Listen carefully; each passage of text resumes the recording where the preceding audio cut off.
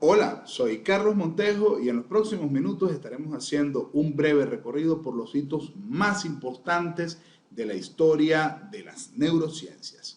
Aristóteles decía que el centro del ser humano era el corazón. De hecho, que en el corazón yacía todo lo que nos hacía ser humanos y por tanto el pensamiento, las emociones, todo yacía en el corazón.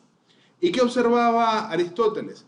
Bueno, Aristóteles observaba que el corazón está ubicado en el centro del pecho, por lo cual está en el centro del ser, lo que le da cierta relevancia.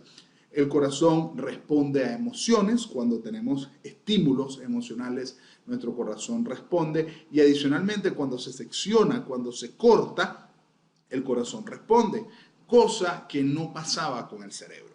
De hecho, cuando Aristóteles observa el cerebro, nos dice el doctor Ignacio Morgado, catedrático del Instituto de Neurociencias de la Universidad de Barcelona, él observó que el cerebro pareciera no tener ninguno de los atributos que tiene el corazón. De hecho, él pensó que era una suerte de refrigerador de la sangre. En su perspectiva, el corazón, producto de esa emocionalidad vital del ser humano, se calienta, hace que la sangre se caliente y es en el cerebro donde se refresca ese corazón. Continuando con Grecia, tenemos también el planteamiento de Hipócrates. Hipócrates tenía una concepción diferente sobre el cerebro y es lo que me he dado a llamar el Flemmas Factory. ¿Qué quiere decir esto?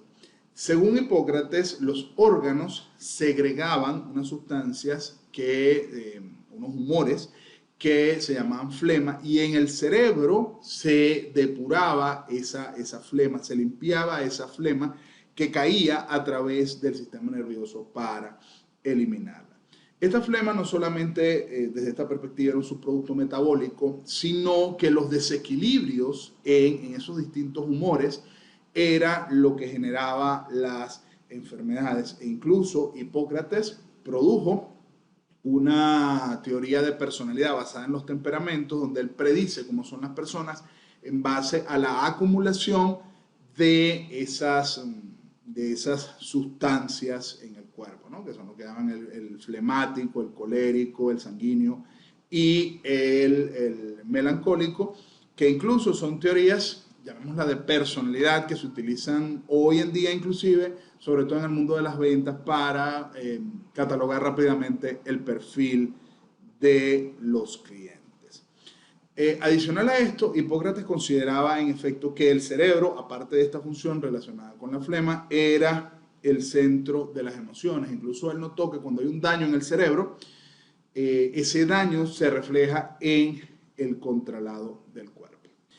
Los trabajos de Broca y Wernicke son interesantes porque ellos lograron identificar distintas zonas cerebrales que estaban vinculadas con el lenguaje, con nuestras habilidades de comunicación.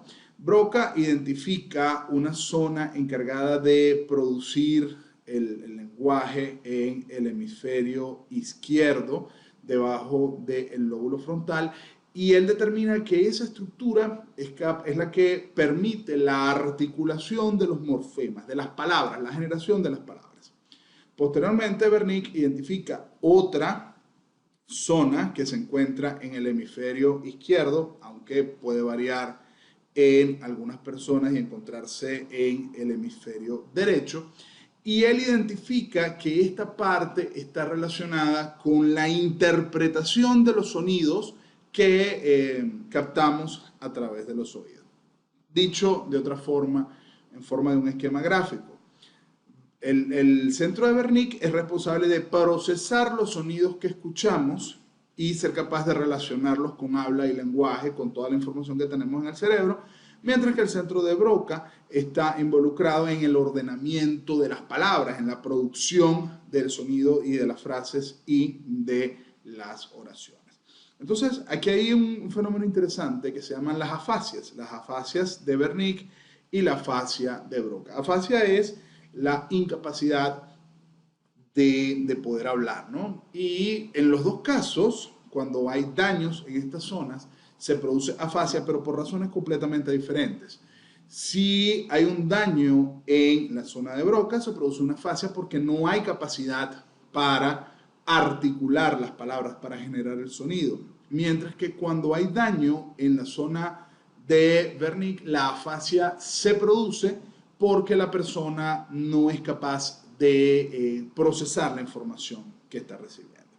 Ya para concluir, más modernamente, entramos en lo que es el proyecto del genoma humano y el cerebro, y vamos a revisar 3 hitos muy importantes que han tenido impacto en la historia o en comprender cómo funciona nuestro cerebro. Dentro del proyecto Genoma se identificaron unas zonas que se llaman HAR, que son unas zonas que se identificaron por primera vez en el 2006 y que son un grupo de genes que son comunes a todos los animales vertebrados, pero que en el ser humano son particularmente más desarrollados y diferentes. Incluso si lo comparamos con el chimpancé, que es nuestro primo genético más cercano, los de los seres humanos están mucho más desarrollados. Y este desarrollo es lo que permite desarrollo en la corteza cerebral que nos permite tener el raciocinio humano. ¿Okay? Entonces, estas zonas tienen impacto en el desarrollo de nuestra corteza cerebral y por tanto en el pensamiento.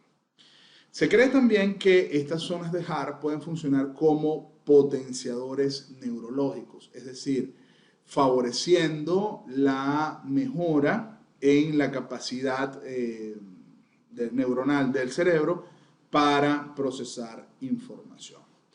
Otro hallazgo interesante encontrado gracias al proyecto Genoma y relacionado con el cerebro se refiere a las personas afectadas con Alzheimer. Se ha identificado que las personas con Alzheimer tienen una combinación particular que les predispone a padecer esta enfermedad, ¿no? Entonces, de esta manera podemos establecer que hay efectivamente una conexión genética en la enfermedad neurológica. Y por último, el último hito que vamos a señalar sobre genoma y cerebro es la acción del gen polipéptido 1 en la activación del adenilato ciclasa. Esta activación es importante porque regula la proliferación de los nervios en la neurogénesis, es decir, en la producción, cuando se están generando los nervios, la acción de estos genes favorecen la diferenciación de esos nervios, controlando de esa manera el desarrollo neurológico. Bien, de esta manera concluimos nuestro encuentro del día de hoy. Muchísimas gracias por su atención y nos vemos en un próximo encuentro.